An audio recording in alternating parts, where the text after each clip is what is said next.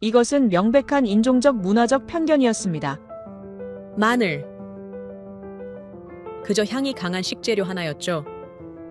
그런데 말입니다.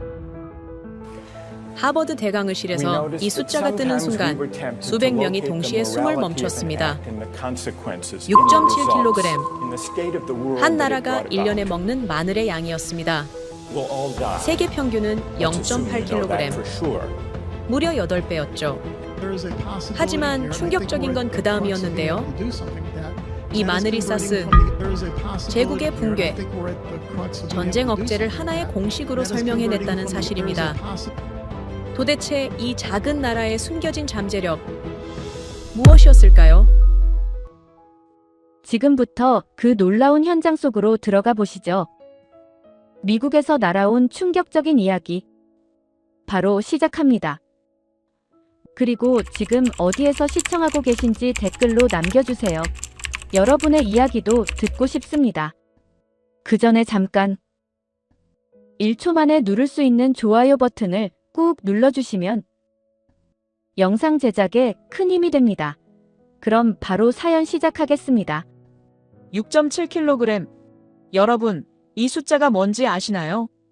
한국인 1인당 연간 마늘 소비량입니다. 세계 평균의 8배예요.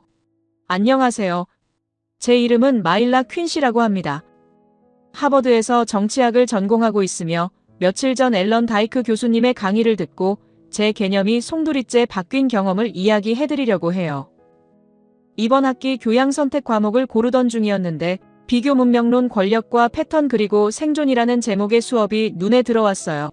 다이크 교수님은 하버드에서도 손꼽히는 국제정치 석학이시며 특히 문명의 생존 전략을 연구하시는 분입니다. 수업 소개에는 특별 강의 한국 생존의 이론이라는 부제가 붙어 있었어요. 솔직히 한국이라는 단어를 보고 약간 의아했습니다. 정치학 교과서 어디에도 한국은 중심에 없었으니까요. 분단국가 작은 반도 그 정도의 이미지였는데 생존의 이론이라니 조금 과장된 제목 아닌가 싶었어요. 하지만 다이크 교수님 수업은 늘 기대를 넘어섰기에 신청했습니다. 며칠 전 아침이었어요. 케네디 홀 대강의실에 들어서는 순간 압도됐습니다. 500명이 들어가는 거대한 계단식 공간이며 천장은 높고 목재 벽면은 묵직한 학문의 무게를 풍겼어요. 이미 학생들이 빼곡히 앉아 있었고 뒷자리를 겨우 찾아 노트를 펼쳤습니다. 강단 위 스크린에는 아직 아무것도 뜨지 않았지만 웅성거림 속에서 기대감이 느껴졌어요. 교수님이 들어오셨습니다. 회색 재킷에 안경을 쓴 50대 중반의 신사였으며 차분하면서도 날카로운 눈빛을 가진 분이에요. 강단에 서시더니 첫 마디를 꺼내셨습니다. 이 강의는 제 친구 존 테리 덕분에 시작됐다는 말씀이었어요.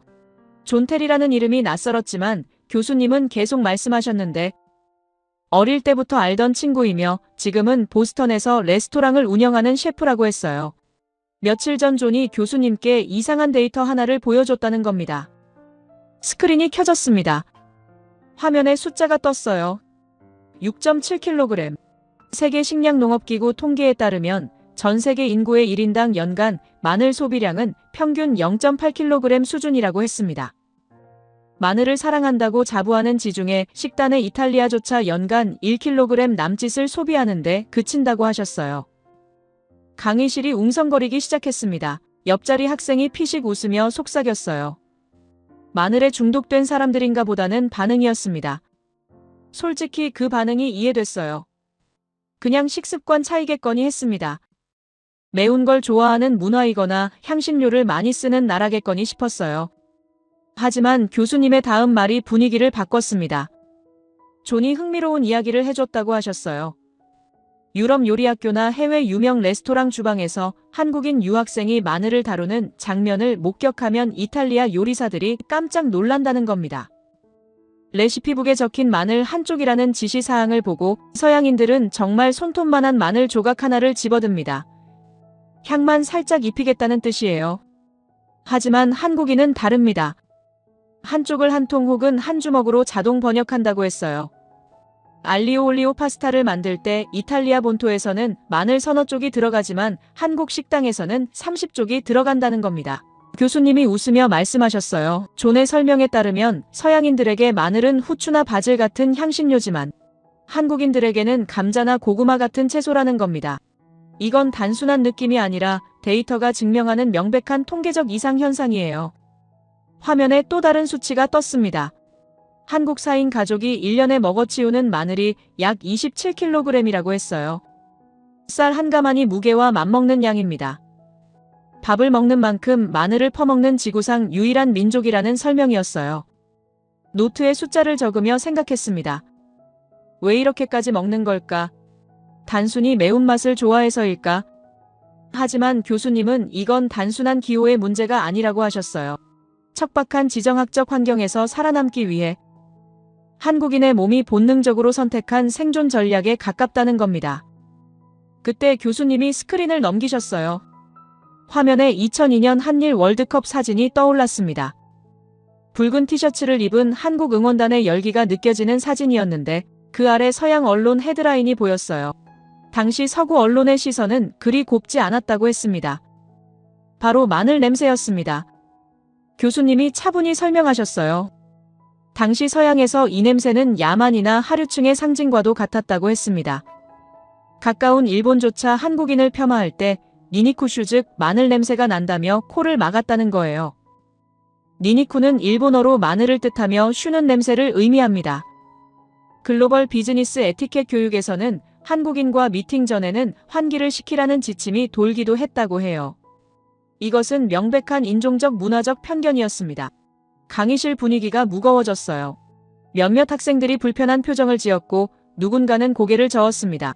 맞은편에 앉은 동양계 학생은 입술을 깨물고 있었어요. 이런 비하가 불과 20여 년 전에 공공연하게 있었다는 사실이 충격적이었습니다. 교수님이 잠시 침묵하시더니 말씀하셨어요. 하지만 한국을 향한 그들의 조롱이 공포와 경외로 바뀌는 데는 그리 오래 걸리지 않았다고 하셨습니다. 정확히 1년 뒤 전 세계를 강타한 사건이 발생했다는 겁니다. 화면이 또 넘어갔습니다. 붉은 경고 문구가 떴어요. 사스 즉 중증 급성호흡기 증후군이라는 글자가 보였습니다. 교수님이 천천히 말씀하셨어요. 2003년 중국 광둥성에서 발원한 변종 바이러스가 순식간에 국경을 넘었다고 했습니다. 중국 본토는 물론 홍콩, 대만, 베트남 등 중국어를 쓰는 화권 국가들이 초토화됐다는 거예요. 수천 명의 감염자가 발생했고 도시 전체가 봉쇄됐으며 전 세계 방역망이 뚫렸다고 하셨습니다. 교수님이 말씀을 이으셨어요. 그런데 당시 세계보건학계가 주목한 나라가 하나 있었다고 합니다. 지도상으로 봤을 때 중국과 가장 가깝고 인적, 물적 교류가 가장 활발한 나라라는 겁니다. 상식적으로라면 중국 다음으로 가장 큰 피해를 입었어야 할 나라였다고 하셨어요. 교수님이 스크린을 가리키셨습니다. 바로 한국이라고 했어요. 강의실이 조용해졌습니다. 다음 화면을 기다리는 긴장감이 느껴졌어요. 교수님이 천천히 말씀하셨습니다. 존이 교수님께 물었다고 해요. 왜 한국만 멀쩡했는지 아느냐는 질문이었습니다. 화면에 숫자가 떴습니다. 한국 사스 감염자 3명, 사망자 0명이라는 통계였어요. 교수님이 강조하셨습니다. 방역 전문가들은 이 데이터를 믿을 수 없었다고 해요. 역학적으로 설명이 안 되는 수수께끼였다는 겁니다. 노트에 적으며 고개를 갸웃했습니다. 정말 이상했어요. 중국 바로 옆인데 감염자가 고작 3명이라니 방역을 아무리 잘했어도 이건 너무 극단적인 결과 아닌가 싶었습니다. 교수님이 미소를 지으시며 말씀하셨어요. 존이 답을 알려줬다고 하셨습니다. 전 세계 전문가들이 한국인의 식탁을 현미경으로 들여다보기 시작했고 그들이 찾아낸 공통분모는 딱 하나였다는 겁니다. 화면에 단어가 떴습니다. 마늘. 교수님이 천천히 설명하셨어요. 한국인 혈관 속에 흐르는 막대한 양의 마늘 성분이었다고 하셨습니다. 그리고 이제부터 그 비밀의 과학적 근거를 파헤쳐 보겠다고 말씀하셨어요. 강의실이 숨을 죽였습니다. 교수님이 다음 슬라이드를 준비하시는 동안 옆자리 학생이 중얼거렸어요. 마늘이 바이러스를 막았다니 믿기지 않는다는 표정이었습니다. 노트를 펼치며 집중했어요. 냄새난다고 조롱받던 그 마늘이 생존의 비밀이었다니 교수님이 다시 입을 여셨습니다. 이제부터가 진짜 시작이라고 하시면서 말이에요. 교수님이 새로운 슬라이드를 띄우셨습니다. 화면에 붉은색 경고 표시와 함께 지도가 나타났어요. 중국 광둥성에서 시작된 붉은 점들이 홍콩으로, 대만으로, 베트남으로 번져나가는 애니메이션이었습니다. 2003년 봄이었어요. 사스라는 이름의 바이러스가 아시아를 강타한 순간이었습니다. 교수님이 천천히 설명하셨어요. 중증 급성호흡기 증후군, 즉 사스는 그때까지 인류가 경험하지 못한 변종 바이러스였다고 했습니다. 중국 광둥성의 한 병원에서 처음 발견됐으며 감염 속도가 무서울 정도로 빨랐다고 하셨어요. 기침 한 번에 수십 명이 감염됐고 병원 하나가 며칠 만에 마비됐다는 겁니다. 화면에 숫자들이 떴습니다. 중국 본토 감염자 5,300여 명, 사망자 349명, 홍콩 감염자 1,755명, 사망자 299명, 대만 감염자 667명, 사망자 180명, 베트남, 싱가포르, 캐나다까지 번졌어요. 전 세계가 공포에 떨었습니다. 노트에 숫자를 적으며 떠올렸어요. 그때 뉴스에서 봤던 장면들이었습니다. 텅 빈 거리, 마스크를 쓴 사람들, 봉쇄된 아파트 단지. 어렸을 때라 정확히 이해하지 못했지만 어른들이 두려워하던 모습은 기억났어요. 교수님이 말씀하셨습니다. 당시 세계보건기구는 비상사태를 선포했고 각국 정부는 국경을 통제하기 시작했다고 해요. 특히 중국과 인접한 국가들은 긴장했습니다. 지리적으로 가까울수록 위험도가 높았으니까요. 그런데 이상한 일이 벌어졌다고 하셨어요. 화면이 넘어가며 한반도 지도가 떴습니다. 중국 바로 옆이에요. 베이징에서 서울까지 비행기로 2시간도 안 걸리는 거리입니다. 인적 교류도 엄청났어요. 당시 한국과 중국 사이 왕래 인구가 연간 수백만 명에 달했다고 합니다. 상식적으로 생각하면 한국도 큰 피해를 입었어야 했어요. 교수님이 다음 슬라이드를 보여주셨습니다. 한국 사스 통계였어요. 감염자 3명, 사망자 0명.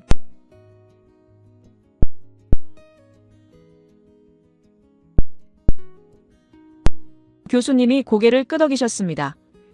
세계 방역 전문가들도 똑같은 반응을 보였다고 해요. 역학적으로 설명이 안 되는 수치였다는 겁니다. 중국과 이렇게 가까운데 감염자가 고작 3명이라니, 게다가 사망자는 단 1명도 없었어요. 방역을 아무리 잘해도 이 정도 결과는 통계적으로 거의 불가능에 가까웠다고 하셨습니다. 교수님이 말씀을 이으셨어요. 세계보건기구와 각국 연구팀들이 한국으로 몰려들기 시작했다고 합니다. 도대체 무슨 비밀이 있는 건지 알아내려 했죠.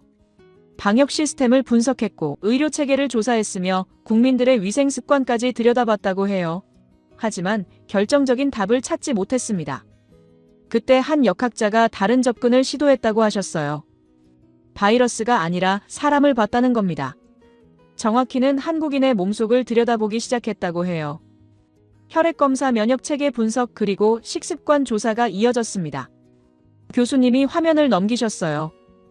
단어 하나가 크게 떴습니다. 알리신, 마늘의 핵심 성분이라고 하셨어요. 존이 교수님께 이 부분을 특히 강조했다고 합니다. 교수님이 설명하셨어요.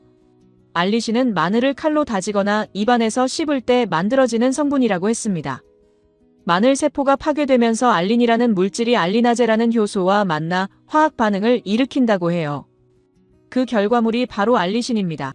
마늘 특유의 매운 냄새, 눈물 쏙 빼는 그 자극적인 향의 정체가 바로 이것이라고 하셨어요. 강의실이 집중했습니다. 교수님이 계속하셨어요. 알리신이 왜 중요한지 아십니까? 이것은 자연계에 존재하는 가장 강력한 방어 물질 중 하나라고 했습니다. 화면에 새로운 자료가 떴어요. 1944년 미국의 화학자 체스터 카발리토 박사 연구 결과라고 했습니다. 교수님이 천천히 읽으셨어요. 마늘의 알리신 성분은 12만 배, 물에 희석해도 결핵균, 이질균, 포도상구균을 사멸시킨다는 내용이었습니다. 12만 배입니다. 물 12만 방울의 알리신 한 방울을 떨어뜨려도 세균을 죽인다는 뜻이에요. 이 숫자를 듣는 순간 소름이 돋았습니다. 교수님이 더 놀라운 사실을 말씀하셨어요. 카발리토 박사의 데이터에 따르면 알리신의 살균력은 당시 인류 최고의 발명품이라 불리던 페니실린보다 강력했다고 합니다. 페니실린은 2차 세계대전 때 수많은 군인의 목숨을 구한 항생제예요. 그런데 알리신이 그것보다 더 강했다는 겁니다. 심지어 페니실린의 내성이 생긴 슈퍼박테리아조차 알리신 앞에서는 힘을 쓰지 못했다고 하셨어요. 교수님이 강조하셨습니다. 그러니까 한국인들은 1인당 6.7kg이라는 엄청난 양의 천연 항생제를 매일 밥과 함께 섭취하고 있었던 셈이라고 했어요. 2003년 사스 사태는 냄새나는 식재료라며 마늘을 천대하던 서구 사회에 강력한 반격을 날렸다고 하셨습니다. 화면에 서양 언론 헤드라인들이 떴어요. 월스트리트 저널을 비롯한 유력 외신들이 한국의 김치와 마늘이 바이러스를 막는 방패막이 될 수 있다고 대서특필했다는 내용이었습니다. 20여 년 전 냄새 난다며 조롱하던 그 언론들이었어요. 교수님이 질문을 던지셨습니다. 하지만 여기서 의문이 생긴다고 하셨어요. 마늘은 한국만 먹는 게 아니라는 겁니다. 중국도 마늘 생산 대국이고 이탈리아도 마늘을 먹습니다. 그런데 왜 유독 한국인에게서만 이런 강력한 면역 효과가 나타나는 것일까요? 강의실이 조용해졌습니다. 다들 같은 의문을 가진 것 같았어요. 교수님이 답을 주셨습니다.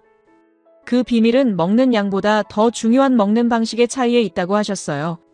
교수님이 설명하셨습니다. 과학적으로 분석해 볼 때 마늘의 핵심 성분인 알리신은 치명적인 약점이 하나 있다고 해요. 바로 열에 극도로 취약하다는 점입니다. 알리신은 휘발성 화합물이기 때문에 60도 이상의 열이 가해지면 화학 구조가 깨져버린다고 했어요. 즉 살균 효과가 사라진다는 뜻입니다. 화면에 요리 사진들이 나타났어요. 서양의 파스타, 스테이크, 중국의 볶음 요리들이었습니다. 교수님이 말씀하셨어요. 이탈리아 파스타나 프랑스 스테이크를 떠올려 보시라고 했습니다. 기름에 볶거나 튀기거나 육수에 넣어 푹 삶는다고 해요. 중국 요리도 마찬가지입니다. 고온에서 빠르게 볶아내는 게 기본이에요. 이렇게 조리하면 마늘 특유의 매운맛과 냄새는 사라져 먹기 좋아지지만 정작 바이러스를 죽이는 알리신은 90% 이상 파괴된다고 하셨습니다. 그냥 향이 있는 탄수화물에 불과한 것이라고 했어요. 그리고 화면이 바뀌었습니다. 한국 식탁 사진이 떴어요.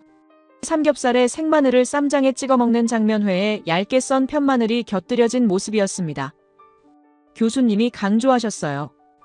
한국은 전 세계에서 유일하게 마늘을 생식하는 문화를 가지고 있다고 했습니다. 혀가 아리고 위장이 타들어가는 듯한 고통을 즐긴다고 하셨어요.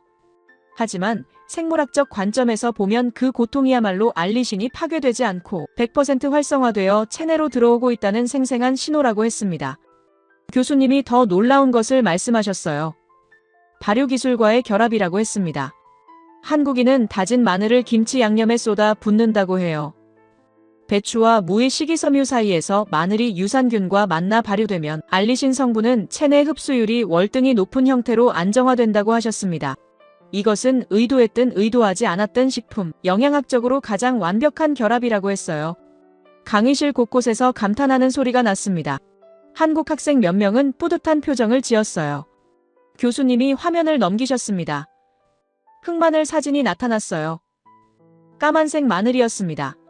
많은 외국인이 흑마늘을 보고 실수로 태운 것이냐고 묻는다고 하셨어요. 하지만 아니라고 했습니다. 이것은 숙성의 결과물이라고 해요. 일정한 온도와 습도 환경에서 장기간 숙성시키면 마늘 자체 효소가 반응하는 메일라드 반응이 일어난다고 하셨습니다. 메일라드 반응은 고기를 구울 때 표면이 갈색으로 변하면서 고소한 맛이 나는 것과 같은 원리예요. 이 과정에서 기적에 가까운 화학적 변화가 일어난다고 했습니다. 교수님이 설명하셨어요.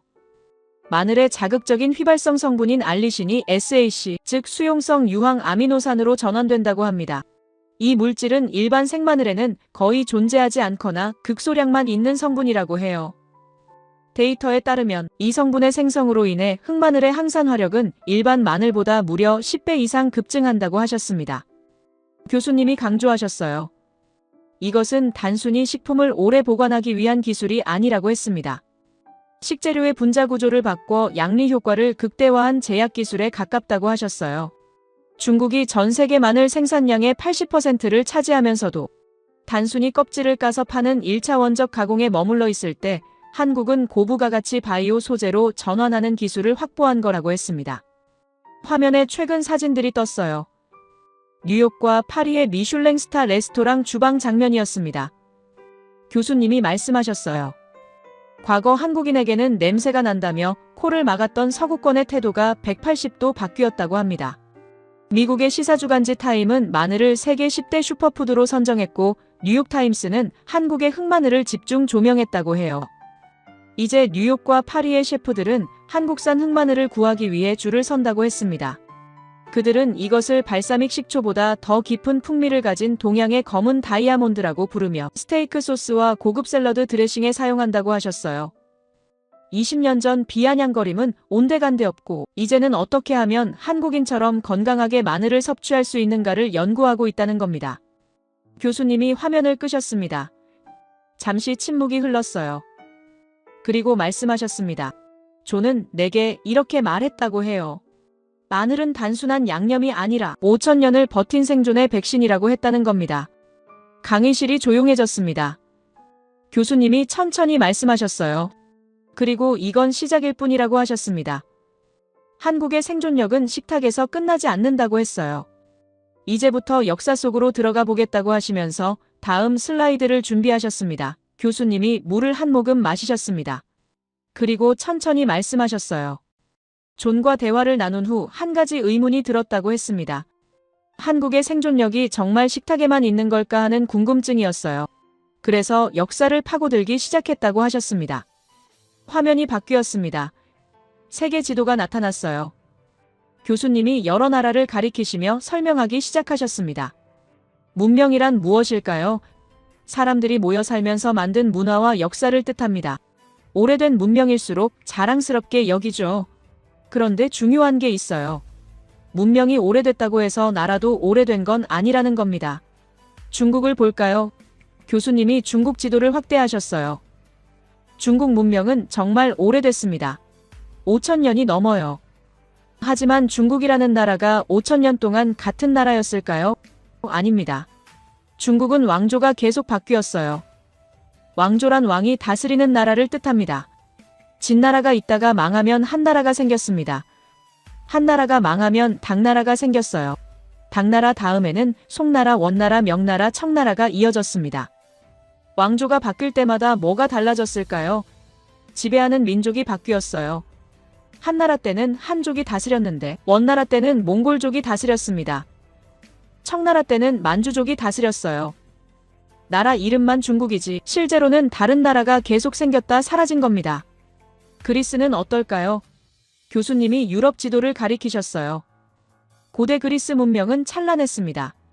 철학과 민주주의의 원류였죠. 하지만 고대 그리스 국가들은 사라졌어요. 로마 제국에 정복당했고 그 후 오스만 제국에 지배당했습니다. 현대 그리스는 19세기에 다시 탄생한 나라예요. 문화는 남았지만 국가는 소멸했다가 재탄생한 겁니다. 강의실이 조용해졌습니다.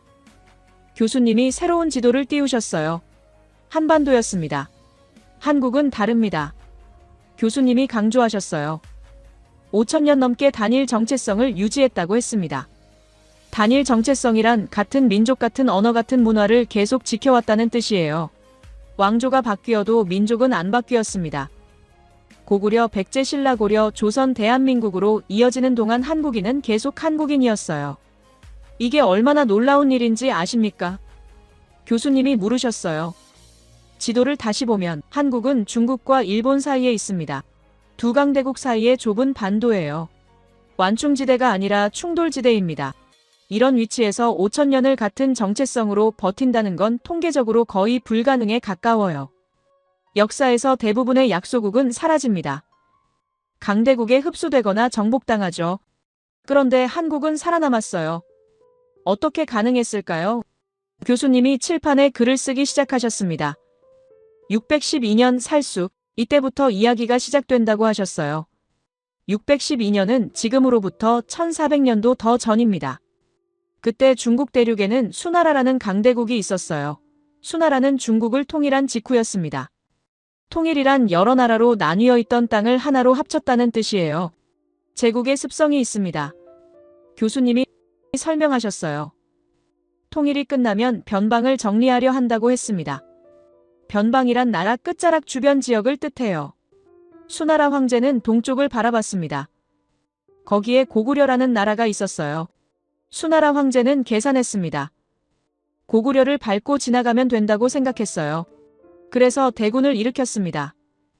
교수님이 화면에 숫자를 띄우셨어요. 113만 명. 강의실에서 탄성이 터졌습니다. 옆자리 학생이 중얼거렸어요. 100만이 넘는다고요. 맞습니다. 교수님이 고개를 끄덕이셨어요. 수나라가 동원한 병력이 113만 명이었습니다. 이건 단순한 전쟁이 아니었어요. 제국의 과시였습니다. 이 정도 병력이면 뭐든 밟고 지나갈 수 있다고 생각했죠. 고구려는 어땠을까요? 인구가 훨씬 적었습니다. 군사력도 비교가 안 됐어요. 상식적으로 생각하면 버틸 수 없는 상황이었습니다. 하지만 고구려는 이상하게 움직였어요. 교수님이 지도에 선을 그으시며 설명하셨습니다. 수나라 군대가 깊숙이 들어왔는데 고구려는 싸우지 않았어요. 계속 물러났습니다. 수나라 장군들은 이상하다고 느꼈어요. 고구려가 물러나는데 왜 승리한 기분이 안 드는 걸까요? 뭔가 함정 같았습니다. 군대가 깊이 들어올수록 뭔가가 달라지기 시작했어요. 보급이 늦어졌습니다. 보급이란 군대에 필요한 식량과 무기를 보내는 걸 뜻해요. 수나라 군대는 중국에서 출발해 먼 길을 왔습니다. 거리가 멀어질수록 식량 보내기가 어려워졌어요. 식량이 부족해지기 시작했습니다. 말이 지쳤고 병사들이 불안해했어요. 113만 명이라는 거대한 군대가 스스로 무거워지고 있었던 겁니다. 교수님이 지도의 한 지점을 가리키셨습니다. 살수라는 강이었어요. 여기서 고구려가 기다리고 있었다고 했습니다. 고구려는 수나라를 이기려 한 게 아니었어요. 지치게 만들려 했습니다. 113만 대군이 먼 길을 행군하며 보급도 제대로 못 받고 지칠 때까지 기다렸던 겁니다. 수나라 군대가 살수강을 건넜습니다. 길고 무거운 대열이었어요. 병사들은 지쳐 있었고 말은 비틀거렸으며 장비는 무거웠습니다. 거대한 군대가 강을 건너는 순간 가장 혼란스러웠어요. 퇴로가 막혔습니다. 바로 그때 고구려가 공격했습니다. 교수님이 설명하셨어요. 강을 건너는 순간을 노린 거예요. 앞으로도 못 가고 뒤로도 못 가는 상황에서 일격을 날렸습니다. 결과는 참혹했어요. 113만 명 중 살아 돌아간 병력은 극소수였습니다. 거대한 제국의 군대가 작은 나라 하나한테 무너진 거예요. 하지만 진짜 무서운 건 그 다음이었습니다. 교수님이 말씀하셨어요. 고구려가 노린 건 전투 승리가 아니었어요. 제국의 기세를 꺾는 거였습니다. 수나라는 이후 내부적으로 흔들렸어요. 113만 대군을 잃었다는 소식이 퍼지면서 반란이 일어났습니다. 혼란이 커졌고 결국 수나라는 무너졌어요. 제국이 멸망한 겁니다. 강의실이 숨을 죽였습니다. 교수님이 정리하셨어요. 고구려는 제국을 이긴 게 아니라 제국의 기세를 꺾었다고 했습니다. 제국은 패배보다 기세의 붕괴로 무너지는데 고구려가 바로 그걸 노렸다는 거예요. 고구려는 조용했습니다. 하지만 그 조용함은 약함이 아니었어요. 건드리는 순간 제국조차 무너뜨리는 힘이었습니다. 노트를 적으며 생각했습니다. 며칠 전 존이 말했던 마늘 이야기가 떠올랐어요. 한국인의 생존력이 식탁에 있다고 했었죠. 그런데 지금 교수님이 보여주시는 건 전쟁에서의 생존력이었습니다. 같은 패턴이었어요. 마늘로 바이러스를 막아냈고 전쟁으로 제국을 막아냈습니다. 생존의 방식이 일관되게 이어지고 있었어요. 교수님이 말씀하셨습니다. 고구려의 전쟁 방식은 특별했다고 해요. 정면으로 부딪히지 않았습니다. 대신 상대를 끌어들이고 지치게 만들고 결정적 순간에 일격을 날렸어요. 이건 약자의 전략이 아니라 지혜로운 자의 전략이었습니다. 113만 대군 앞에서 고구려는 겁먹지 않았어요. 오히려 차분하게 계산했습니다. 적이 많을수록 보급이 어렵다는 걸 알았어요. 군대가 클수록 움직임이 둔하다는 것도 알았습니다. 그래서 기다렸습니다. 적이 스스로 무너질 때까지, 그리고 정확한 순간에 끝냈어요. 이게 고구려의 방식이었습니다. 교수님이 강조하셨어요. 고구려는 승리가 목표가 아니었다고 했습니다. 끝내는 게 목표였어요. 수나라가 다시는 침략할 생각조차 못하게 만드는 것. 그게 진짜 목적이었습니다. 실제로 수나라는 다시 오지 못했어요. 제국 자체가 무너졌으니까요. 고구려는 한 번의 전투로 수백 년의 평화를 만들어낸 겁니다. 화면에 다시 마늘 사진이 떠올랐습니다. 그리고 살수 전투 그림이 나란히 놓였어요. 교수님이 말씀하셨습니다. 보이십니까? 같은 정신입니다. 마늘로 생존하고 전쟁으로 생존했어요. 방식은 다르지만 본질은 같습니다. 적을 완전히 제압하는 게 아니라 다시는 건드리지 못하게 만드는 것. 이게 한국식 생존법이었습니다. 노트에 적었습니다. 식탁의 생존력이 전쟁에도 있었다고. 마늘도 전쟁도 같은 원리였어요. 건드리면 끝을 본다는 원리. 교수님이 다음 슬라이드를 준비하시며 말씀하셨어요. 그리고 이 패턴은 계속됩니다. 고구려만이 아니라 고려도 조선도 현대 한국도 같은 방식으로 살아남았다고 했습니다. 강의실이 긴장했습니다. 다음 이야기를 기다리는 눈빛들이 보였어요. 고구려가 시작이었다면 그 다음은 무엇일까? 궁금증이 커졌습니다. 교수님이 새로운 지도를 펼치셨습니다. 시간이 흘러 1000년 정도 지난 후의 한반도였어요. 고구려는 사라지고 고려라는 나라가 생겼습니다. 하지만 패턴은 계속됐다고 하셨어요. 교수님이 말씀하셨습니다. 자료를 더 파니 같은 방식이 반복되는 게 보이기 시작했다고 해요. 1108년의 일입니다. 거란이라는 나라가 있었어요. 북방의 강국이었으며 기병 중심의 침공 전술로 유명했습니다. 기병이란 말을 타고 싸우는 군대를 뜻해요. 빠르게 움직이며 적을 공격하는 게 특기였습니다. 거란은 고려와 비교가 안 되는 강대국이었어요. 거란은 기병 국가였고 고려는 농사짓는 농경 국가였습니다. 화면에 숫자가 떴습니다. 10만 명, 거란이 동원한 병력이에요. 고구려 때처럼 100만이 넘는 숫자는 아니었지만 여전히 압도적인 규모였습니다. 거란의 계산은 단순했어요. 한반도는 흔들면 무너진다고 생각했습니다. 교수님이 설명하셨어요. 하지만 고려는 다르게 움직였다고 했습니다. 고려도 똑같은 전략을 썼어요. 정면 결전을 하지 않았습니다. 성문을 닫고 농성하지도 않았어요. 대신 거란군을 깊숙이 끌고 들어갔습니다. 유인하고 지연시키고 고립시킨 후 일격을 날리는 방식이었어요. 지휘관은 강감찬이라는 사람이었습니다. 교수님이 그의 초상화를 보여주셨어요. 거란군은 긴 행군을 했습니다. 북방 추운 지역을 지나 한반도 깊숙이 들어왔어요. 날씨는 추웠고 보급은 늘어났으며 말들이 지치기 시작했습니다. 대열이 길어질수록 거란군은 무거워졌어요. 그리고 귀주라는 곳에 도착했습니다. 거기서 고려군이 기다리고 있었어요. 지형을 완벽하게 활용했으며 포위망을 만들었습니다. 천천히 조용히 확실하게 준비했어요. 거란군이 포위된 걸 깨달았을 때는 이미 늦었습니다. 퇴로가 차단됐어요. 앞으로도 갈 수 없고 뒤로도 갈 수 없었습니다. 지친 군대 끊긴 보급 막힌 퇴로, 모든 게 고려의 계산대로였어요. 고려군이 일제히 공격했습니다. 결과는 참혹했어요. 거란 주력군이 붕괴됐으며 살아 돌아간 병력은 극소수에 불과했습니다. 교수님이 중요한 점을 말씀하셨어요. 고려가 노린 건 승리가 아니었다고 했습니다. 전략적 침공 의지를 파괴하는 거였어요.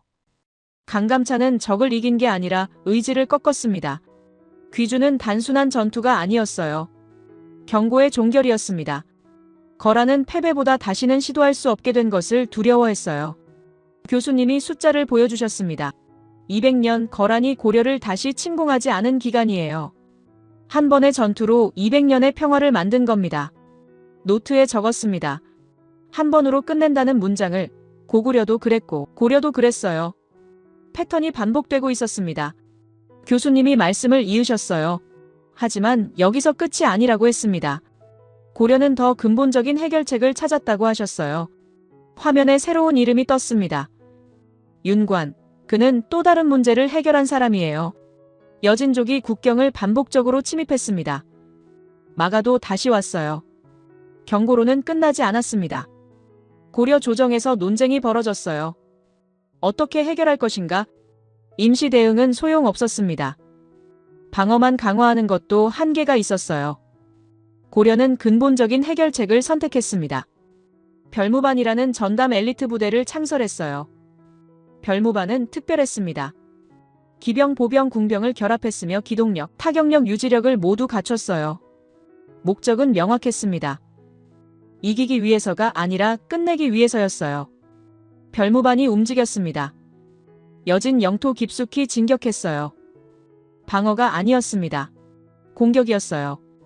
윤관은 국경을 지키지 않았습니다. 국경을 옮겼어요. 동북구성이라는 9개의 성을 여진 영토에 건설했습니다.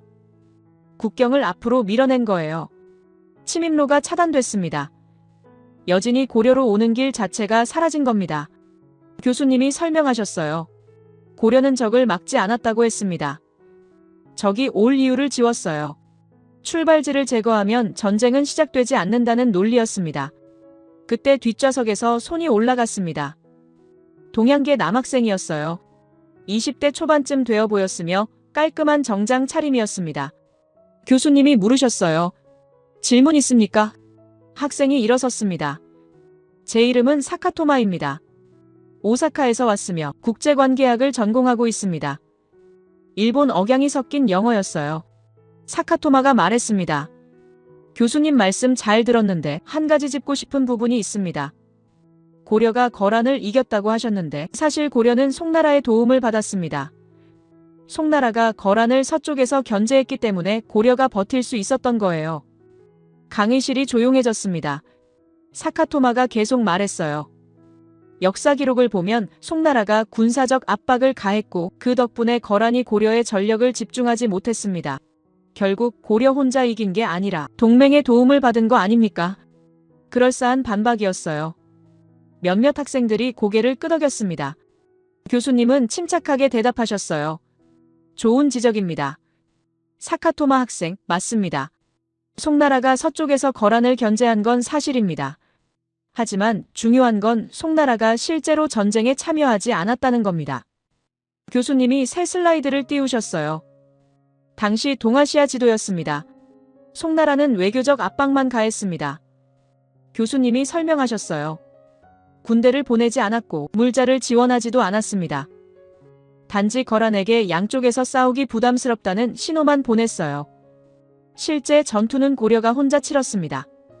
더 중요한 건 다른 겁니다. 교수님이 강조하셨어요. 귀주에서 거란군을 격파한 건 순전히 고려의 전술이었습니다. 송나라가 도운 게 아니라 강감찬의 포위 작전이 성공한 거예요. 사카토마가 다시 손을 들었습니다. 하지만 교수님 동북구성도 결국 나중에 돌려줬지 않습니까? 윤관이 만든 성들을 여진에게 반환했어요. 그럼 결국 실패한 거 아닙니까? 교수님이 고개를 저으셨어요. 성을 돌려준 건 맞습니다. 하지만 목적은 달성했어요. 중요한 건 땅을 차지하는 게 아니었습니다. 메시지를 전달하는 거였어요. 고려는 여진에게 보여준 겁니다. 우리는 원하면 너희 땅 깊숙이 들어갈 수 있다고, 성을 쌓을 수도 있고 길을 차단할 수도 있다고. 그 메시지가 전달된 후 성을 돌려줬어요. 이미 목적은 달성됐으니까요. 실제로 여진의 침입이 급감했습니다. 교수님이 데이터를 보여주셨어요. 동북구성 건설 전 연평균 침입 횟수 18회, 건설 후 반환까지 연평균 2회, 반환 후 50년간 연평균 1회, 침입이 거의 사라진 겁니다. 성은 돌려줬지만 평화는 얻었어요. 이게 고려의 계산이었습니다. 사카토마의 얼굴이 굳어졌습니다. 자리에 앉았지만 표정이 불편해 보였어요. 교수님이 말씀을 이으셨습니다. 이제 가장 충격적인 이야기를 하겠다고 하셨어요. 13세기입니다. 세계사에서 가장 무서운 제국이 등장한 시기예요. 화면에 거대한 유라시아 지도가 펼쳐졌습니다. 교수님이 설명하셨어요. 몽골 제국의 시대였다고 했습니다. 몽골은 단순한 강대국이 아니었어요. 전쟁의 정의를 바꾼 존재였습니다. 기병 중심의 초고속 기동, 철저한 정보전 심리전과 공포 통치, 저항하는 도시는 역사에서 지워버렸어요. 교수님이 칠판에 글을 쓰셨습니다. 항복하면 살려주고 저항하면 지운다. 몽골의 원칙이었어요. 몽골 앞에서 강대국들이 무너졌습니다. 진짜 강대국들이요. 교수님이 지도의 중앙아시아를 가리키셨어요. 호라즘 제국입니다. 중앙아시아 최강국이었어요. 몽골보다 영토도 넓었고 인구도 많았으며 자원도 풍부했습니다. 그런데 2년에서 3년 만에 완전히 붕괴됐어요. 왕은 도주 중에 사망했고 국가는 완전히 소멸했습니다. 강했지만 단번에 사라진 거예요. 교수님이 지도의 다른 지역을 가리키셨습니다. 바그다드입니다. 아바스 왕조의 수도였어요. 이슬람 문명의 심장이었으며 세계 최고 수준의 학문과 행정을 자랑했습니다. 몽골군이 들어왔습니다. 수도가 함락됐고 칼리프, 즉 이슬람의 최고 지도자가 처형됐어요. 문명 자체가 종말을 맞았습니다. 금나라도 마찬가지였어요. 중국 북부를 지배하던 군사국가였는데 수도가 함락됐고 왕조가 멸망했습니다. 키예프 공국도 있었어요. 동유럽의 중심국이었는데 도시가 초토화됐고 수백 년간 몽골 지배를 받았습니다. 교수님이 지도 전체를 가리키셨습니다. 몽골이 지나가면 국가가 사라졌다고 했어요. 예외가 없었습니다. 그런데 여기 작은 반도에 고려가 있었습니다. 교수님이 한반도를 가리키셨어요. 1231년 몽골이 고려를 침공했습니다. 수도가 불탔어요. 수차례 대규모 침공이 이어졌으며 피해는 막대했습니다. 교수님이 질문을 던지셨어요. 그럼 고려도 무너진 건가요? 아닙니다. 결과가 달랐어요. 칠판에 글을 쓰셨습니다. 단번 붕괴 없음, 왕조 소멸 없음, 문명 파괴 없음, 전쟁이 30년 가까이 계속됐습니다. 교수님이 강조하셨어요. 몽골 입장에서 이건 전례 없는 소모전이었다고 했습니다. 고려가 몽골보다 강했냐고요? 아닙니다. 하지만 고려는 몽골의 전쟁 공식을 따르지 않았어요. 몽골의 강점은 기병이었습니다. 초고속 기동으로 적을 압도했어요. 그런데 기병에게는 약점이 있었습니다. 바다. 고려는 바다를 활용했어요. 수도를 강화도로 옮겼습니다. 섬으로요. 몽골의 기병이 바다를 건널 수는 없었어요. 전쟁의 템포가 끊겼습니다. 단기 선멸전이 무력화됐어요. 몽골은 육지를 장악했습니다. 하지만 고려 조정은 섬에 있었어요. 몽골은 파괴할 수 있었지만 끝낼 수는 없었습니다. 결국 화의를 맺었어요. 항복이 아니라 협상이었습니다. 몽골은 끝내 이기지 못하고 협상을 선택한 거예요. 교수님이 화해 이후에 고려를 설명하셨습니다. 왕조 존속 국호 유지 언어와 문화 보존 몽골 직할 통치 실패. 이건 패배국의 결과가 아니에요. 끝까지 조건을 지킨 나라의 결과입니다. 호라즘은 사라졌습니다. 바그다드는 불탔어요. 금나라는 멸망했습니다. 하지만 고려는 남았어요. 교수님이 새로운 이야기를 시작하셨습니다. 하지만 이게 끝이 아니라고 했어요. 화의가 맺어진 후 보통의 나라라면 무장 해제하고 저항을 종료하며 완전히 흡수됩니다. 하지만 고려는 달랐어요. 삼별초라는 군인들이 있었습니다. 화의에 반대한 사람들이에요. 용병이 아니었습니다. 반란군도 아니었어요. 끝까지 싸우겠다고 남은 자들이었습니다. 삼별초는 섬으로 이동했어요. 진도로 그리고 제주도로. 보급도 부족했고 승산도 없었습니다. 그런데도 항전했어요. 왜 그랬을까요? 완전히 꺾였다는 기록을 남기지 않기 위해서였습니다. 삼별초는 결국 진압됐어요. 군사적으로는 패배했습니다. 하지만 의미는 남았어요. 몽골이 깨닫게 만든 겁니다. 고려는 완전 복속 지역이 아니라는 것을, 언제든 다시 불탈 수 있는 땅이라는 것을요. 교수님이 강조하셨습니다. 몽골은 고려를 다른 정복지처럼 다루지 못했다고 했어요. 세계를 정복한 몽골도 고려만은 완전히 지울 수 없었습니다. 교수님이 지도 전체를 가리키셨어요. 유라시아 대륙을 보십시오. 몽골이 지나간 자리에는 무엇이 남았습니까? 폐허 소멸 역사의 종말. 하지만 한반도에는 고려가 남았습니다. 몽골은 세계를 지웠습니다. 그러나 고려만은 지우지 못했어요. 세계 최강조차 끝장을 못 낸 나라. 이게 진짜 무서운 민족입니다. 노트에 적었습니다. 또 같은 방식이라고. 고구려도 그랬고 고려도 그랬어요. 패턴이 DNA처럼 반복되고 있었습니다. 사카토마는 고개를 숙이고 있었어요. 반박하려 했지만 역사적 사실 앞에서 할 말이 없었습니다. 몽골이 세계를 정복했지만 고려만은 못 지웠다는 사실. 이건 반박할 수 없는 기록이었어요. 교수님이 정리하셨습니다. 한국은 강해서 살아남은 게 아니라고 했어요. 끝까지 물어뜯어서 살아남았습니다. 그리고 그게 더 무서운 일이었어요. 한번 밟으면 다시는 넘지 못하게 만드는 것. 이게 한국의 방식이었습니다. 고구려부터 고려까지 일관된 패턴이었어요. 건드리면 끝을 보고 끝까지 살아남는 민족. 강의실이 조용해졌습니다. 모두가 그 무게를 느끼고 있었어요. 세계 최강 제국들이 무너뜨리지 못한 나라. 작지만 절대 사라지지 않는 나라. 교수님이 다음 슬라이드를 준비하시며 말씀하셨어요. 그리고 이 패턴은 현대까지 이어진다고 했습니다. 교수님이 말씀을 이으셨습니다. 패턴은 현대까지 이어진다고 하셨어요. 하지만 그 전에 한 사람을 꼭 이야기해야 한다고 했습니다. 화면이 바뀌었습니다. 16세기 후반 동아시아 지도가 나타났어요. 교수님이 일본을 가리키셨습니다. 1592년입니다. 일본에서 전국시대가 끝났어요. 통일이 완성됐습니다. 전국시대란 일본이 여러 지역으로 나뉘어 서로 싸우던 시기를 뜻해요. 100년 넘게 전쟁만 했습니다. 그 전쟁이 끝나자 수십만 명의 군인들이 남았어요. 실전 경험이 풍부한 병사들이었습니다.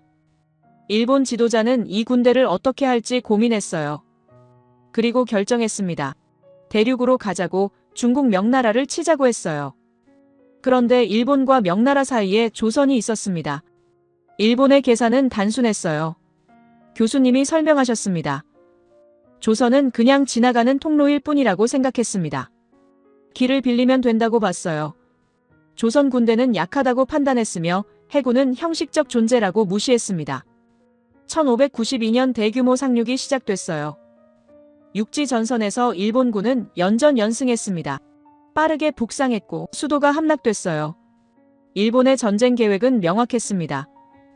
보급은 바다로 하고 승부는 단기로 내자는 거였어요. 하지만 한 가지를 계산하지 못했습니다. 교수님이 새로운 슬라이드를 띄우셨어요. 한 남자의 초상화가 나타났습니다. 이순신, 강의실이 조용해졌습니다. 교수님이 천천히 말씀하셨어요. 이 사람을 이야기하기 전에 먼저 말씀드릴 게 있다고 하셨습니다. 세계 해전사를 연구하는 학자들 사이에서 논쟁이 있습니다. 역사상 가장 위대한 제독이 누구냐는 거예요. 제독이란 해군을 지휘하는 최고 지휘관을 뜻합니다.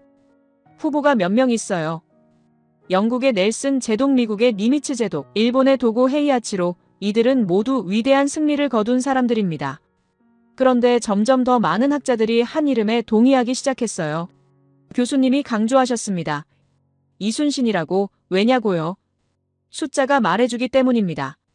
이순신이 치른 해전 횟수 23회, 전승 23회, 패배 0회, 100% 승률입니다. 넬슨 제독도 패배한 적이 있어요. 니미츠도 마찬가지입니다. 하지만 이순신은 단 한 번도 지지 않았어요. 더 놀라운 건 전력 차이입니다. 이순신은 늘 열세였어요. 배 숫자도 적었고 병력도 적었습니다. 그런데도 이겼어요. 이게 진짜 천재의 증거입니다. 교수님이 말씀하셨어요. 만약 이순신이 영국 사람이었다면 지금쯤 넬슨보다 더 유명했을 거라고 했습니다. 미국 사람이었다면 워싱턴과 어깨를 나란히 했을 거예요. 하지만 한국 사람이었기 때문에 세계적으로 덜 알려진 겁니다. 이건 불공평합니다. 교수님이 강조하셨어요. 이순신은 신격화되었어야 할 인물입니다. 서양이었다면 이미 전설이 됐을 거예요. 동상이 세워지고 영화가 만들어지고 교과서 첫 페이지에 나왔을 겁니다. 하지만 한국에서는 조용히 기억될 뿐이에요. 이게 한국식입니다. 과시하지 않고 조용히 강한 거예요. 교수님이 이순신의 전략을 설명하기 시작하셨습니다. 이순신은 정면 충돌을 하지 않았어요. 영웅적 돌격도 하지 않았습니다. 대신 보급선을 끊었어요. 일본군은 육지에서 강했습니다. 하지만 먹어야 했고 무기가 필요했으며 보급이 필요했어요. 그 모든 게 바다를 통해 왔습니다. 이순신이 그 바다를 장악한 겁니다. 한산도 해전입니다. 교수님이 지도를 보여주셨어요. 일본 수군 주력이 격파됐습니다. 명량 해전도 있었어요. 배가 겨우 12척밖에 없었는데 일본 배 133척과 싸워서 이겼습니다. 어떻게 가능했을까요? 이순신은 지형을 이용했어요. 물살이 빠른 곳을 선택했습니다. 좁은 곳을 골랐어요. 일본 배가 많아도 한꺼번에 못 들어오게 만든 겁니다. 그리고 하나씩 격파했어요. 하지만 진짜 무서운 건 따로 있었습니다. 교수님이 오래된 문서를 화면에 띄우셨어요. 일본어로 쓰인 글이었습니다. 이것은 일본 장수가 남긴 기록입니다. 교수님이 천천히 읽기 시작하셨어요. 두려움에 떨려 음식을 며칠 먹을 수가 없었으며 앞으로의 전쟁에 임해야 하는 장수로서 직무를 다할 수 있을지 의문이 든다. 강의실이 얼어붙었습니다. 교수님이 말씀하셨어요. 이건 패배 보고서가 아니라고 했습니다. 정신붕괴 기록이에요. 밥을 못 먹었습니다. 전장을 떠올리는 것 자체가 공포였어요. 장수가 직무를 다할 수 있을지 의문이었습니다. 전투에서 진 게 아니라 정신이 무너진 겁니다. 이순신은 배를 가라앉힌 게 아니라 적장의 식사와 판단력을 가라앉혔어요. 전쟁은 총알로 끝나지 않습니다. 의지가 먼저 무너지죠. 일본군의 목표가 바뀌었습니다. 정복이 아니라 철수였어요. 바다를 장악당한 일본은 보급할 수 없었고 전쟁을 지속할 수 없었습니다. 결국 완전 철수했어요. 교수님이 정리하셨습니다. 이순신이 노린 건 승리가 아니었다고 했어요. 적의 전의를 파괴하는 거였습니다. 다시는 전쟁을 꿈꾸지 못하게 만드는 것. 그게 목적이었어요. 실제로 일본은 300년 동안 조선을 침략하지 않았습니다. 교수님이 강조하셨어요. 300년입니다. 이순신이라는 이름이 공포 그 자체가 됐기 때문이에요. 하지만 여기서 끝이 아니었습니다. 교수님이 새로운 이야기를 시작하셨어요. 1419년의 일입니다. 조선 건국 초기예요. 왜구가 수십 년간 반복적으로 약탈했습니다. 왜구란 해적을 뜻해요. 주로 일본에서 왔으며 배를 타고 와서 해안마을을 습격했습니다. 마가도 다시 왔어요. 조선은 깨달았습니다. 이건 전투 문제가 아니라 출발지 문제라는 걸요. 아무리 막아도 다시 오는 이유는 출발하는 곳이 그대로 있기 때문입니다. 대마도 정벌을 결정했어요. 대마도는 일본과 한국 사이의 섬입니다. 왜구의 근거지였어요. 조선이 직접 갔습니다. 목적은 응징이 아니었어요. 보복도 아니었습니다. 근거지를 제거하는 거였어요. 해안 거점을 초토화했습니다. 빠르고 잔혹했어요. 왜구 세력이 붕괴됐습니다. 일본 측이 충격받았어요. 설마 조선이 먼저 올 줄은 몰랐던 겁니다. 조선은 참았습니다. 수십 년을 참았어요. 하지만 참다 출발지를 태운 겁니다. 다시는 여기서 출발하지 못하게 만들었어요. 이 전쟁은 길지 않았습니다. 그래서 더 무서웠어요. 메시지가 전달됐습니다. 한 번 잘못 건드리면 끝을 본다는 거였어요. 결과가 어땠을까요? 왜구가 급감했습니다. 대마도가 조선에 조공했어요. 조공이란 물건을 바치며 복종한다는 뜻입니다. 실질적 종속관계가 된 겁니다. 얼마나 지속됐을까요? 200년 이상입니다. 교수님이 강조하셨어요. 또 200년입니다. 고려 때도 200년 평화를 만들었는데 조선도 200년을 만들었어요. 조선은 싸움을 멈춘 게 아니라 싸울 이유를 없앴습니다. 출발지를 태워버리면 전쟁은 시작되지 않아요. 교수님이 마무리하셨습니다. 임진왜란에서 이순신은 일본군의 의지를 무너뜨렸다고 했어요. 대마도에서 조선은 출발지를 제거했습니다. 조선은 적을 이기는 데서 멈추지 않았어요. 적이 다시는 싸울 수 없게 만들었습니다. 이순신을 만난 적은 살아남았다고 하더라도 다시는 전쟁을 꿈꾸지 못했어요. 300년 동안 일본은 조선을 건드리지 못했습니다. 이순신이라는 이름 자체가 억제력이 된 겁니다. 교수님이 강조하셨어요. 이순신은 세계 해전사에서 가장 완벽한 제독이라고 했습니다. 전술적 천재였고 전략적 승리자였으며 심리전의 대가였어요. 만약 이순신이 서양 사람이었다면 어땠을까요? 교수님이 물으셨어요. 넬슨 제독은 영국에서 국민 영웅입니다. 트라팔가 광장에 동상이 서 있어요. 니미츠는 미국에서 전설입니다. 항곤모함 이름이 그의 이름이에요. 이순신은 그들보다 더 위대합니다. 하지만 한국에서만 알려져 있어요. 이게 불공평하다고 교수님이 말씀하셨습니다. 세계가 알아야 할 이름인데 아직 모르는 겁니다. 하지만 언젠가는 알게 될 거예요. 교수님이 확신하셨습니다. 역사는 진실을 드러내니까요. 이순신은 신격화되었어야 할 인물이며 세계 최고의 제독이었습니다. 노트에 적었습니다.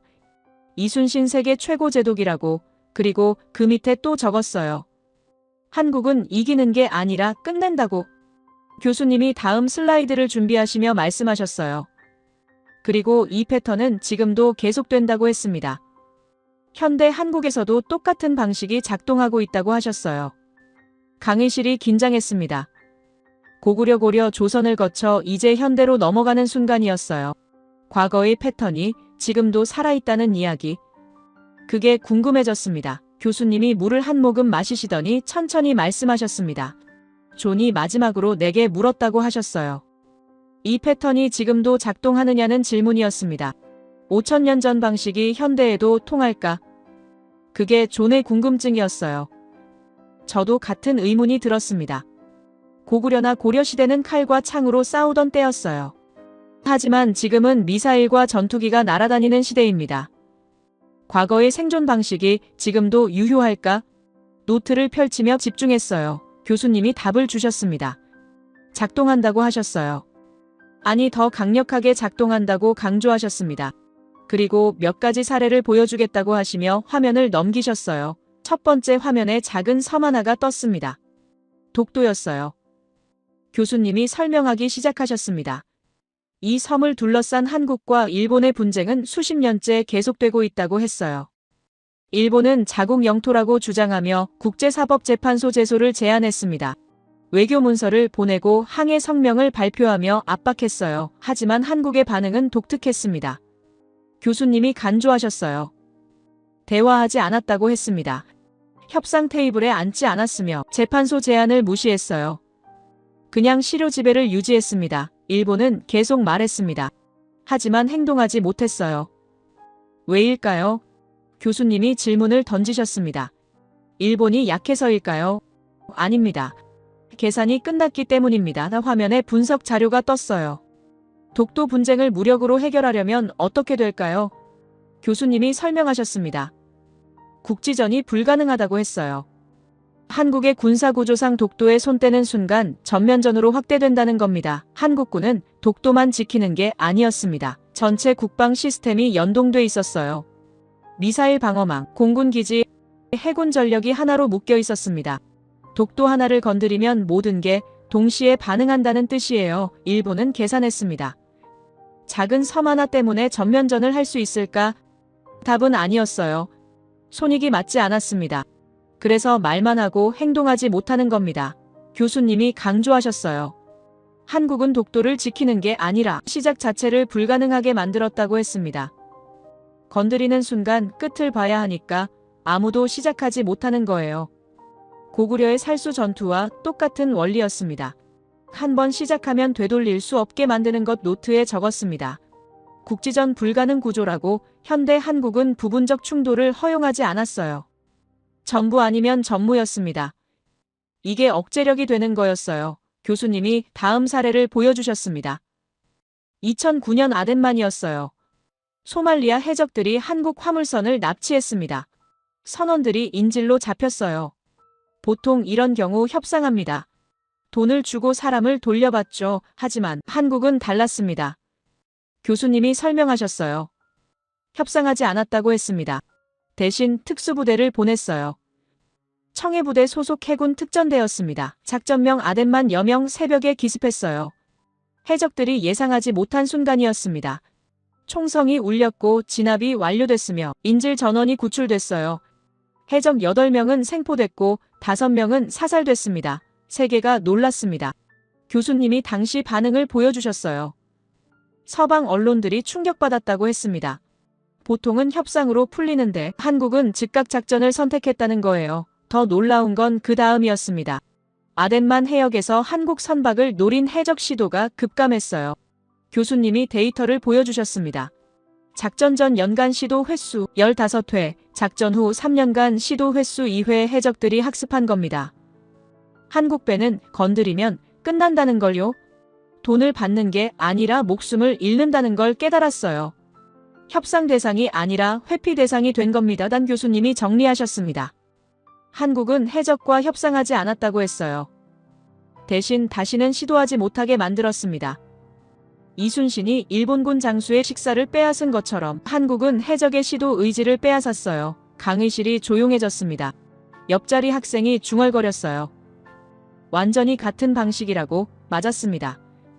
1400년 전이나 지금이나 패턴은 동일했어요. 교수님이 칠판에 글을 쓰셨습니다. 현대 한국 군사 독트린이라는 제목이었어요. 그리고 핵심 원칙을 적으셨습니다. 국지전 개념 부재, 즉시 전면전 전환, 이게 무슨 뜻일까요? 교수님이 설명하셨습니다. 한국군은 작은 충돌을 허용하지 않는다고 했어요. 국경 분쟁이든 해상 충돌이든 일단 시작되면 모든 전력이 동원됩니다. 단계적 확전이 아니라 즉각 전면전으로 간다는 겁니다. 왜 이런 구조를 만들었을까요? 억제하기 위해서입니다. 건드리는 순간 감당할 수 없는 대가를 치르게 만들려고요. 시작조차 못하게 만드는 겁니다. 교수님이 강조하셨어요. 이건 약자의 전략이 아니라고 했습니다. 강자도 못 쓰는 전략이에요. 왜냐하면 이건 자기 자신도 위험에 빠뜨리는 방식이기 때문입니다. 하지만 한국은 이걸 선택했어요. 노트를 적으며 떠올렸습니다. 고구려가 113만 대군 앞에서 물러서지 않았던 이유. 고려가 몽골 앞에서 항복하지 않았던 이유. 조선이 이순신을 통해 일본을 막아낸 이유. 모두 같은 정신이었어요. 위험을 감수하더라도 끝을 보겠다는 의지. 그게 한국의 본질이었습니다. 그리고 그 의지가 현대까지 이어진 거예요. 가슴이 뜨거워졌습니다. 마늘로 시작한 이야기가 여기까지 왔어요. 6.7kg의 마늘 소비량에서 시작해 살수 대첩을 거쳐 귀주 대첩을 지나 몽골 항전을 넘어 이순신의 명량을 통과해 지금 현대 군사 독트린까지 이어졌습니다. 모든 게 연결돼 있었어요. 바이러스를 막는 방식도 제국을 막는 방식도 해적을 막는 방식도 똑같았습니다. 건드리면 끝을 본다는 원칙, 한 번으로 끝낸다는 전략, 다시는 시도하지 못하게 만드는 의지. 교수님이 마지막 문장을 칠판에 쓰셨습니다. 한국은 싸울 수 있습니다. 하지만 아무도 시작할 수 없습니다. 강희실이 숨을 죽였습니다. 이 문장이 모든 걸 설명했어요. 한국은 강해서 안전한 게 아니었습니다. 시작 자체를 불가능하게 만들어서 안전한 거예요.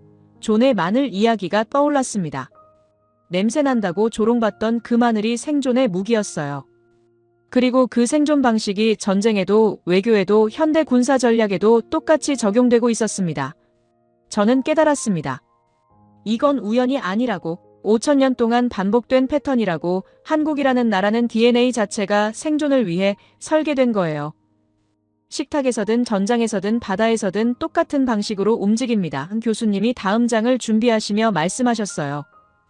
그리고 이제 마지막 질문이 남았다고 하셨습니다. 이 모든 게 한국만의 특수한 경우일까요? 아니면 보편적 이론이 될 수 있을까요? 존이 내게 던진 마지막 질문이라고 하셨어요. 교수님이 강단 앞에 서셨습니다. 그리고 천천히 말씀하셨어요. 존은 셰프지만 내게 하나의 이론을 보여줬다고 하셨습니다. 마늘에서 시작된 관찰이 결국 문명 생존의 패턴으로 이어졌다는 거예요. 화면이 바뀌었습니다. 현대 세계 지도가 나타났어요. 교수님이 설명하기 시작하셨습니다. 한국은 지금 세계 경제의 중심축이 됐다고 했어요. 반도체, 조선, 배터리 세 분야에서 말입니다. 반도체부터 볼까요? 교수님이 데이터를 보여주셨습니다. 전 세계 메모리 반도체 시장 점유율 한국이 70%를 차지한다고 했어요. 70%입니다. 이건 단순한 우위가 아니라 독점에 가까운 수치예요. 스마트폰이 작동하려면 한국 반도체가 필요합니다. 데이터 센터가 돌아가려면 한국 메모리가 필요해요. 인공지능이 학습하려면 한국 칩이 필요합니다. 세계가 한국 없이는 디지털 문명을 유지할 수 없게 된 겁니다. 조선은 어떨까요? 화면에 거대한 배들이 떴어요. 교수님이 설명하셨습니다. 전 세계 선박 발주량 기준 한국 조선소가 절반 이상을 차지한다고 했어요. 특히 고난도 선박은 거의 독점 상태라고 하셨습니다. 액화천 연가스 운반선을 만들 수 있는 나라가 몇 개 안 됩니다. 한국이 그 중 하나예요. 아니, 사실상 유일한 선택지입니다. 유럽의 에너지 수송도 중동의 자원 운반도 한국 배 없이는 불가능해요. 배터리도 마찬가지입니다. 교수님이 강조하셨어요. 전기차 시대가 열렸는데 그 심장이 바로 배터리라고 했습니다. 한국이 전 세계 전기차 배터리 시장의 30% 이상을 공급한다고 해요. 테슬라든 폭스바겐이든 도요타든 한국 배터리 없이는 전기차를 못 만듭니다. 탄소 중립을 외치는 유럽도 한국 기술에 의존하고 있어요. 미래 에너지 전환의 핵심을 한국이 쥐고 있는 겁니다. 교수님이 정리하셨습니다. 이 세 가지 산업의 공통점이 뭘까요? 세계 시스템의 중심축이라는 겁니다. 한국이 멈추면 세계가 멈춰요. 이건 단순한 수출이 아니라 인프라 장악입니다. 그런데 여기서 중요한 질문이 생깁니다. 교수님이 칠판에 적으셨어요. 왜 한국일까요? 일본도 있고 중국도 있으며 유럽도 있는데 왜 유독 한국이 이 분야들을 장악했을까요? 교수님이 답을 주셨습니다. 같은 패턴이라고 하셨어요. 고구려부터 현대까지 일관된 방식이 작동했다는 겁니다. 조용히 준비합니다. 남들이 알아채기 전에 완성해요. 그리고 한 번에 끝냅니다. 경쟁자가 따라오지 못하게 만들어요. 반도체도 그랬고 조선도 그랬으며 배터리도 그랬습니다. 반도체를 볼까요? 한국이 메모리 반도체에 올인한 건 오래전입니다. 남들이 수익성을 의심할 때 한국은 묵묵히 투자했어요. 공장을 짓고 기술을 축적하며 인력을 키웠습니다. 그리고 어느 순간 세계 시장을 장악했어요. 경쟁자들이 뒤늦게 따라오려 했지만 이미 격차가 벌어진 후였습니다. 기술 축적 속도를 따라잡을 수 없었어요. 한국은 이미 다음 세대 기술을 개발하고 있었습니다. 조선도 마찬가지입니다. 한국 조선소들이 액화천 연가스 운반선 기술을 확보하는데 수십 년이 걸렸어요. 실패를 반복하고 투자를 계속하며 노하우를 쌓았습니다. 이제 그 기술은 모방할 수 없는 수준이 됐어요. 중국이 값싼 노동력으로 따라오려 했지만 고난도 선박은 만들지 못합니다. 일본이 과거의 명성을 되찾으려 했지만 이미 한국이 너무 앞서갔어요. 배터리 역시 같은 방식입니다. 전기차 시대가 오기 훨씬 전부터 한국은 배터리 기술에 투자했어요. 남들이 내연기관에 집중할 때 한국은 2차 전지 연구에 매진했습니다. 그 결과 지금 세계 최고 수준의 배터리 기술을 보유하게 됐어요. 에너지 밀도, 충전 속도, 안전성 모든 면에서 앞서갑니다. 경쟁자들이 뒤늦게 시장에 뛰어들었지만 격차를 좁히지 못하고 있어요. 교수님이 강조하셨습니다. 이게 바로 한국식 생존 전략이라고 했어요. 조용히 준비하고 한 번에 끝내며 따라올 수 없게 만드는 것. 고구려의 살수 대첩과 본질이 같다고 하셨습니다. 살수에서 고구려는 수나라가 오기 훨씬 전부터 준비했어요. 지형을 연구하고 보급로를 계산하며 타이밍을 기다렸습니다. 그리고 결정적 순간에 일격을 날렸어요. 수나라는 다시는 침공하지 못했습니다. 반도체도 똑같습니다. 시장이 폭발하기 전부터 준비했어요. 기술을 축적하고 인프라를 구축하며 기회를 기다렸습니다. 그리고 시장이 열리자 단숨에 장악했어요. 경쟁자들은 따라오지 못합니다. 이건 우연이 아니라고 교수님이 말씀하셨어요. 문화적 DNA라고 했습니다. 5,000년 동안 생존을 위해 몸에 밴 방식이라는 겁니다. 저는 노트를 덮으며 생각했습니다. 식탁부터 전쟁까지 모두 같은 전략이었다고. 마늘로 바이러스를 막고 전쟁으로 제국을 막으며 기술로 세계를 장악했어요. 방법은 달랐지만 본질은 동일했습니다. 교수님이 최종 정리를 시작하셨습니다. 조는 셰프지만 내게 중요한 걸 가르쳐줬다고 하셨어요. 한국은 예외가 아니라 이론이 되었다고 했습니다. 예외라는 건 설명할 수 없는 특수한 경우를 뜻해요. 하지만 이론은 다릅니다. 이론은 반복 가능하고 예측 가능하며 보편적으로 적용될 수 있는 원리예요. 한국은 이제 이론입니다. 교수님이 강조하셨어요. 작고 자원 없는 나라가 어떻게 생존하는지 보여주는 교과서라고 했습니다. 지정학적 약점을 전략적 강점으로 바꾸는 방법을 증명했다고 하셨어요. 화면에 마지막 슬라이드가 떴습니다. 한국 생존의 공식이라는 제목이었어요. 교수님이 천천히 읽으셨습니다. 조용히 준비한다. 한 번에 끝낸다. 다시는 시도하지 못하게 만든다. 그리고 시스템의 중심이 된다. 이 네 가지가 한국의 방식이라고 하셨어요. 마늘에도 적용됐고 전쟁에도 적용됐으며 산업에도 적용됐습니다. 일관된 패턴이에요. 그런데 여기서 더 중요한 게 있습니다. 교수님이 말씀하셨어요. 이 방식의 뿌리는 조상들의 정신이라고 했습니다. 위기 앞에서 무너지지 않고 오히려 더 강해지는 민족성이라는 거예요. 고구려 백성들은 113만 대군 앞에서 도망치지 않았습니다. 고려 백성들은 몽골 앞에서 항복하지 않았어요. 조선 백성들은 외란 앞에서 무너지지 않았습니다. 현대 한국인들도 마찬가지입니다. 전쟁의 폐허에서 일어섰고 외환위기를 극복했으며 팬데믹을 이겨냈어요. 위기가 올수록 더 강해지는 민족입니다. 이게 바로 한국의 본질이라고 교수님이 강조하셨어요. 나라가 망하면 안 된다는 절박함, 기술이 무너지면 안 된다는 위기의식, 꾸준히 성장해야 한다는 사명감, 이 모든 게 조상들로부터 이어받은 정신입니다. 그리고 이 정신은 한국만을 위한 게 아니었어요. 교수님이 새로운 관점을 제시하셨습니다. 한국은 세계를 위해 이 정신을 발휘했다고 하셨어요. 반도체를 보십시오. 한국이 메모리 반도체를 독점했지만 가격을 폭리로 올리지 않았습니다. 안정적으로 공급했어요. 세계 디지털 문명이 멈추지 않게 만들었습니다. 배터리도 마찬가지입니다. 한국이 기술을 독점했지만 전 세계와 협력했어요. 유럽의 탄소 중립을 돕고 미국의 에너지 전환을 지원했습니다. 자기만 잘 살려는 게 아니라 세계와 함께 가려 했어요. 코로나 팬데믹 때도 그랬습니다.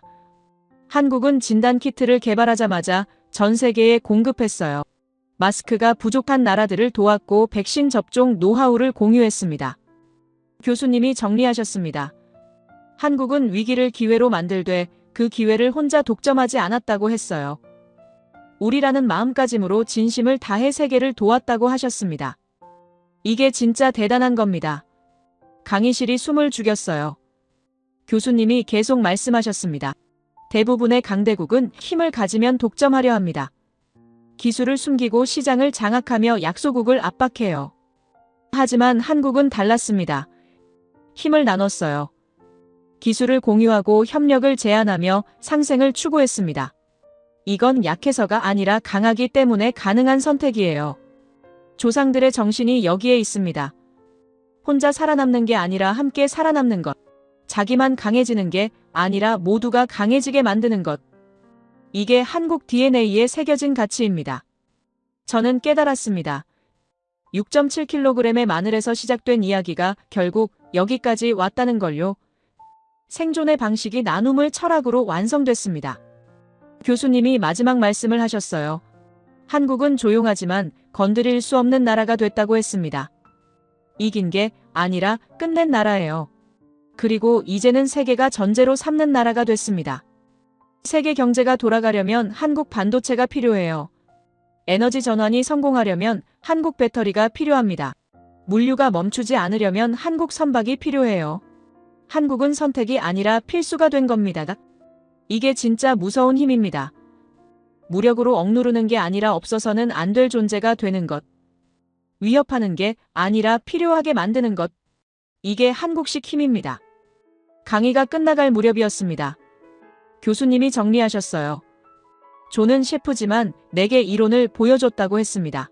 마늘에서 시작해 문명의 생존 원리로 이어진 이야기였어요. 한국은 예외가 아니라 이론이 됐습니다. 작은 나라가 강대국 사이에서 어떻게 살아남는지 보여주는 증명이에요. 자원 없는 나라가 어떻게 세계 중심이 되는지 가르치는 교과서입니다. 그리고 이 모든 건 조상들의 정신에서 비롯됐어요. 위기를 기회로 만들고 역경을 성장으로 바꾸며 혼자가 아닌 함께 살아남는 정신. 이게 한국을 만든 힘입니다. 강의실 불이 켜졌습니다. 학생들이 박수를 쳤어요. 저도 박수를 치며 일어섰습니다. 가슴이 뜨거웠어요. 며칠 전만 해도 한국은 제게 먼 나라였습니다. 분단국가 작은 반도 그 정도의 이미지였어요. 하지만 이제는 완전히 달라졌습니다. 한국은 5,000년을 살아남은 나라였어요.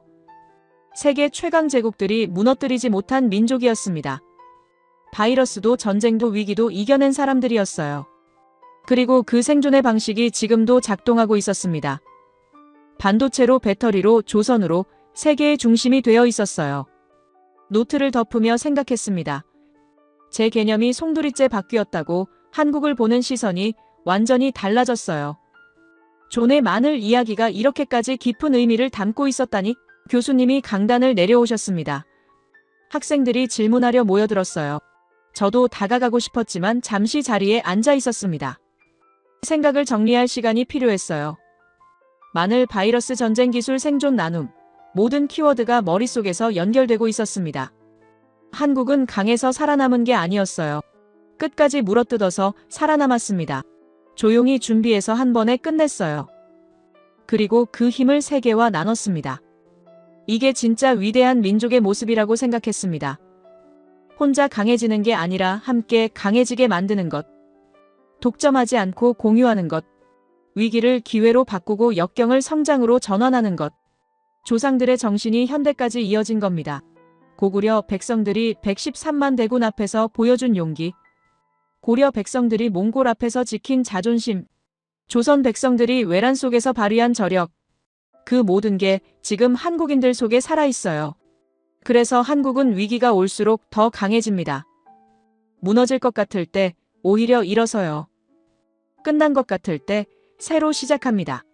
이게 한국 DNA에 새겨진 본능입니다. 저는 일어서며 다짐했습니다.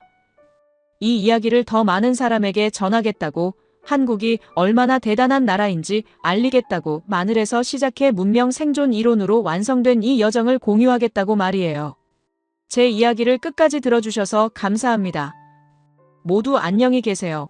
오늘의 사연 어떻게 들으셨나요? 처음엔 그냥 음식 이야기 같았는데 듣다 보니 점점 생각이 많아지지 않으셨나요? 마늘 하나에서 시작된 이야기가 바이러스와 전쟁, 역사와 기술, 그리고 지금 우리가 살고 있는 현재까지 자연스럽게 이어지는 게 참 인상적이었습니다. 누가 더 강했는지, 누가 더 컸는지를 말하기보다는 어떻게 버텼고 왜 사라지지 않았는지를 보여주는 이야기였던 것 같고요. 조용히 준비하고 한 번에 끝내고 다시는 같은 일이 반복되지 않게 만드는 방식. 그게 오랜 시간 쌓여 지금의 모습이 된 건 아닐까 싶습니다. 이 이야기를 듣고 나니 평소 당연하게 여겼던 일상이나 뉴스 속 장면들이 조금은 다르게 보이기도 하지 않으셨나요? 우연이라고 넘기기엔 설명이 너무 잘 맞아떨어지고 의도라고 하기엔 너무 오래 반복된 것 같기도 하고요. 과연 이건 한 나라만의 특별한 이야기일까요? 아니면 우리 모두에게 적용될 수 있는 하나의 방식일까요? 여러분은 어떻게 느끼셨는지 궁금합니다. 여러분의 생각을 아래 댓글에 남겨주세요. 그리고 감동적인 사연을 주변 사람들과 공유하고 함께 이야기 나눠보세요. 마지막으로 1초밖에 걸리지 않는 구독과 좋아요, 알림 설정은 영상 제작에 큰 힘이 됩니다. 지금까지 감동을 담아 여러분께 진심을 전하는 감동담기였습니다. 오늘 하루도 행복한 하루 보내세요.